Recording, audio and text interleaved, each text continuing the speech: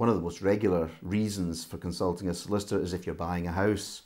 Now, the solicitor doesn't come in at the very beginning of the transaction. That's you looking in the internet or in estate agents' windows or going about the streets, working out what kind of property you want to buy, where you want to buy it, and also speaking to your mortgage lender about how much you can afford. So once you've got those parameters right and you see a property you like, that's when the solicitor comes in. You contact the lawyer who puts in a note of interest or a formal written offer. Now, if that offer is accepted, then the seller's solicitor gets involved and missives are concluded. That's the letters going backwards and forwards between the solicitors, stating things like the price, the date of entry, the fixtures and fittings, the title deed conditions, etc. And once that is concluded, that's a binding contract, and that may be many weeks before the date of entry, different from the English system where you can back out of a contract more or less up to the last minute.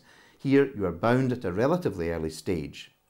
The second stage is when the solicitors then carry out the conveyancing, and that's drawing up title deeds, checking searches and property reports, etc. And your solicitor will also deal with your mortgage documentation, drawing up the security that goes in with the title deeds.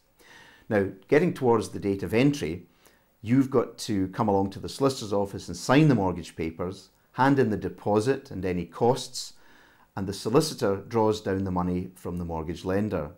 On the date of entry, the solicitor pays it over to the seller's lawyer. They give you the keys and give your lawyer the title deeds. Stamp duty is paid and the title deeds are registered in your name. Now that all sounds very straightforward, but in every transaction that I've ever known, there are details, there are questions, there are problems, there are points. So the important thing is that you keep in touch with your solicitor and that your solicitor keeps in touch with you.